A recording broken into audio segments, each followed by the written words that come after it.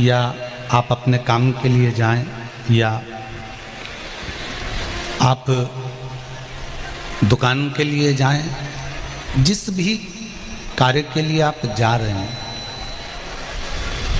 जिस भी कार्य के लिए आप पहुंच रहे हैं, रोज आप जिस रास्ते से जाते हैं उस रास्ते से जाओ, मना नहीं है। जब आपको लगे कि मेरी दुकान ठीक नहीं चल रही, मेरा यह कार्य सफल नहीं हो रहा, मेरा यह कार्य पूर्ण नहीं हो रहा, तब आप एक काम करो, मार्ग दूसरा बदल लो और जिस मार्ग में शंकर जी का मंदिर पड़ता हो, जिस मार्ग में शिवालय पड़ता हो, शिव मंदिर पड़ता हो, भगवान शंकर का द्वार पड़ता हो, उस रास्ते से निकलकर जाना प्रारंभ कर दो। भगवान की केवल कृपा की दृष्टि पड़ना प्रारंभ हो जाएगी तो दुकान भी चलना प्रारंभ हो जाएगी। आप उसका मार्ग पकड़ लीजिए, आप उसका पथ पकड़ लीजिए, आप उस मार्ग पर चलना प्रारंभ कर दीजिए। जब आप भगवान के मार्ग की आराधना बृहस्पति भगवान ने काशी में करी, बृहस्पतिश्वर महादेव काशी में विराजमान। कौन से महादेव? जम के बोलिए जरा। बृहस्पतिश्वर महादेव काशी में विराजमान है।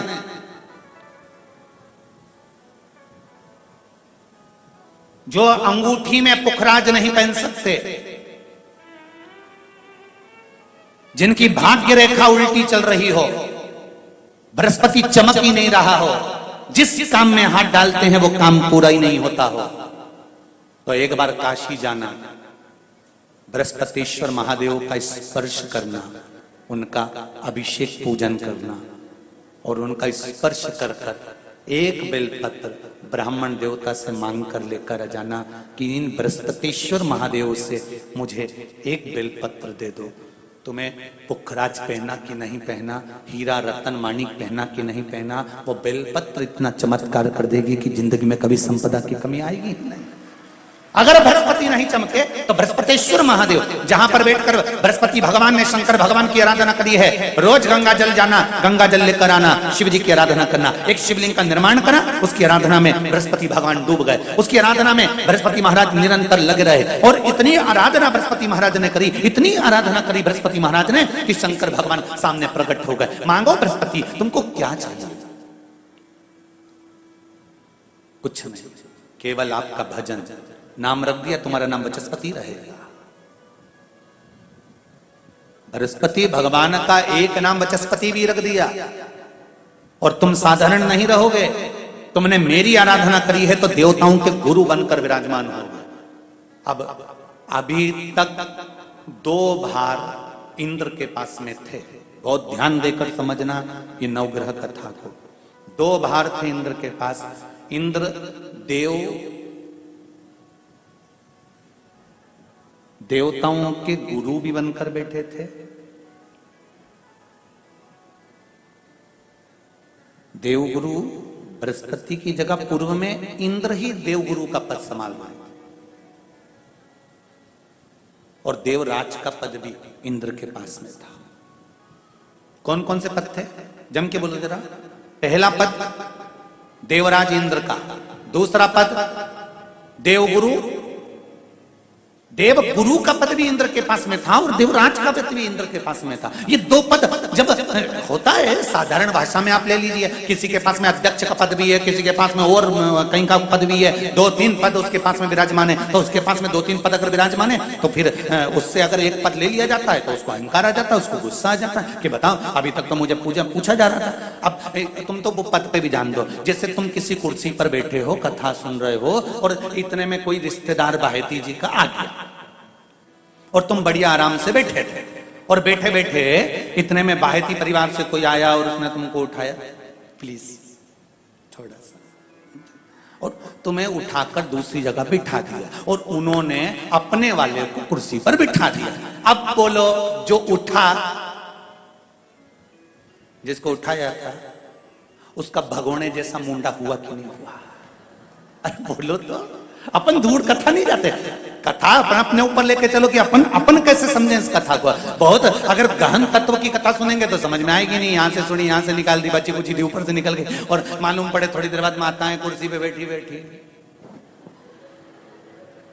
अब फिर तो अपन तो अपने पर लेकर चलो ना, कि जैसे कोई आप कुर्सी पर बैठ गए और इतने में इनके रिश्तेदार कोई आए और आने पर उन्होंने कह दिया तुम यहाँ से उठो, दूसरी जगह जाके बैठो, इतने में तुमको बुरा लग गया, बुरा लगा, मुंह भगोने जैसा हो गया, गुस्सा आ गया। उसी तरह इंद्र के पास में दो सत्ता थी, एक देवराज इंद्र थे और दूसरे गुरु का पद भी इंद्र के पास में था। देवताओं के गुरु बनकर इंद्र घूम रहे थे, पर अब उल्टा हो गया। शंकर भगवान ने बृहस्पति महाराज को देव गुरु बना दिया।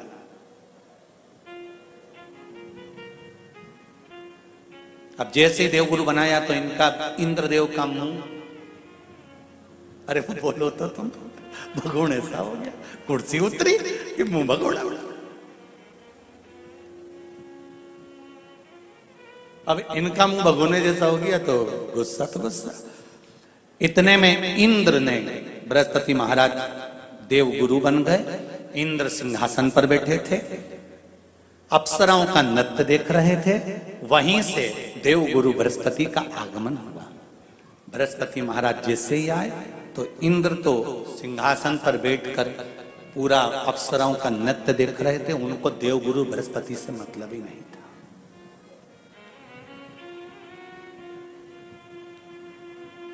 कोई स्थान नहीं, कोई सम्मान नहीं, कोई आदर नहीं, कोई आदर नहीं। जिसको घर के बड़े बुजुर्ग सम्मान देते हैं, घर के बच्चों का भी फर्ज है कि उसका सम्मान बच्चे करें। सही है कि गलत है? घर के बुजुर्ग उसको सम्मान दे रहे हैं ना, घर के बड़े उसका सम्मान कर रहे हैं ना, तो घर के बच्चे कहते हैं नहीं वो तो हमारे लिए गलत सोचता है, हमेशा हमारे लिए अपशब्द बोलता है, हमेशा आड़ा टेढ़ा बोलता है। तो घर के बुजुर्ग कहते हैं तुम्हें क्या करना, जब हम सम्मान दे रहे हैं तो तुम भी दो, हम आदर कर रहे हैं तो तुम भी करो।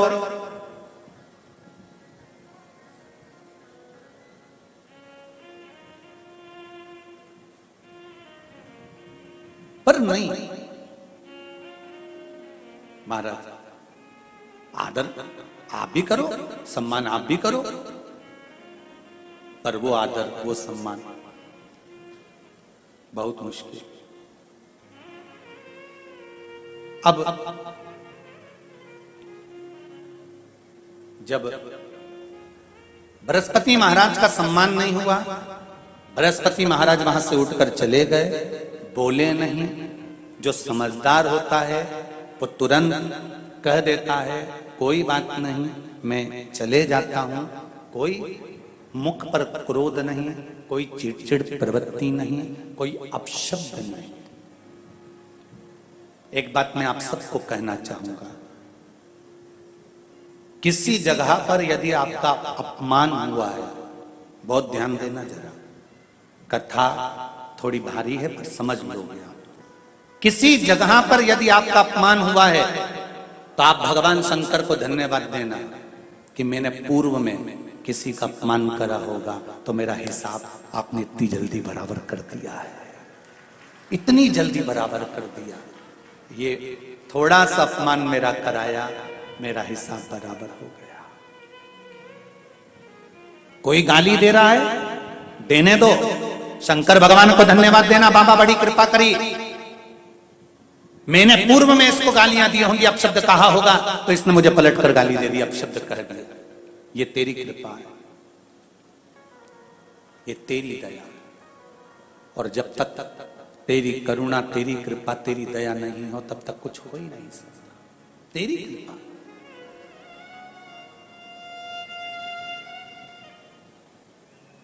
भगवान से कहो हे देवाधिदेव महादेव, मैं ये नहीं कहता कि मुझे रोने मत देना,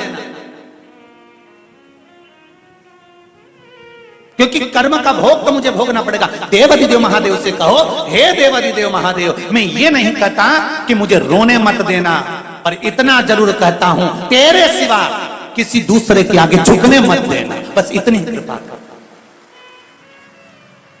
मैं ये नहीं कहता कि मुझे रोने मत देना, बस तुझसे निवेदन है कि केवल तेरे दरबार के अलावा किसी दूसरी जगह पर मुझे झुकने मत देना, क्योंकि मैं जानता हूं अगर तू मुझे अपना समझता है, झुकने नहीं दे सकता तो फिर रोने भी नहीं देगा। ये मेरा विश्वास। शिव पर चढ़ा हुआ जल या रुद्राक्ष का जल या बेलपत्र, एक बात तो आप लोगों से कहना चाहेंगे, बहुत अच्छे से सुनिए। कई लोग शिवजी पे चढ़ी हुई बेलपत्र रोज खाते हैं तो उनका मुंह छार छार भी हो जाता है।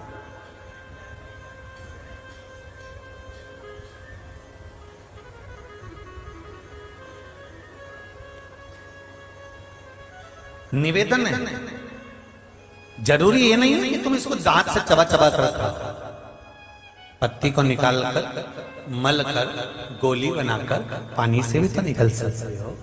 कोई जरूरी है कि चबा कर खाओगे तो मुंह में छार छार हो जाए। रोज नहीं खा सकते, मुंह छार हो रहा है, हफ्ते में एक बार शिवजी पे चढ़ी हुई बेलपत्र लाकर अपने मन में भगवान की भक्ति का स्मरण कर कर, शुगर है, बीपी है, ब्लड प्रेशर ऊंचा नीचा हो रहा है, दवाइयां बंद नहीं हो रही, शुगर में इंसुलिन लेना पड़ रहा है, तो मेरा तो निवेदन रहेगा जितने लोग इंजेक्शन ले रहे हैं, इंसुलिन ले रहे हैं, उनसे कहूंगा कि बेलपत्री शिवजी पे चढ़ी हुई आप प्रतिदिन सेवन तो करना चालू करो, फिर जांच कराओ, आपका इंजेक्शन लेना बंद हो जाएगा निश्चित। पर विश्वास शंकर पर होना चाहिए, सियोर वाले महाराज पर नहीं।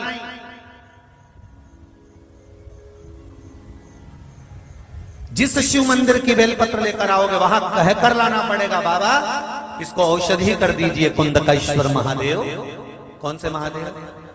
कुंदकेश्वर, हे अवधूतेश्वर महादेव, इसको औषधि कर दीजिए। उठाओ, शिव जी के सामने हथेली पर रखकर उसको दिखाओ, इसको अमृत सब अमृत होई जाए रसिया और रुचि रुचि भोग लगाए रसिया। शबरी के बेर सुदामा के तंदुल, शबरी के बेर सुदामा के तंदुल, भाव सहित तुम पाओ रसिया सब अमृत हुई रसिया रुचि रुचि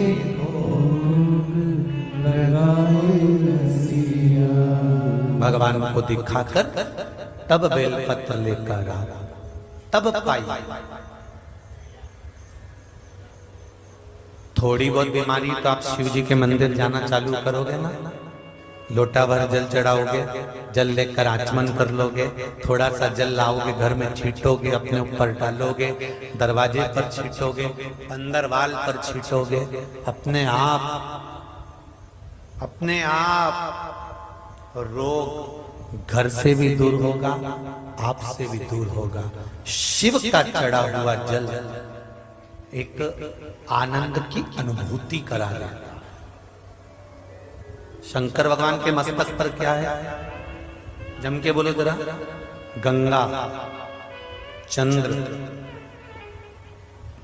राहु, केतु, शुक्र, शनि, सूर्य, सब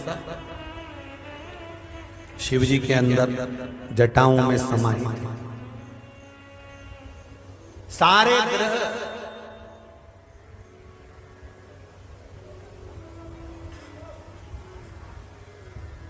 अपने आप शिव की भक्ति तो करो, सब कुछ वो संभाल ले। एक काम कर देखिए।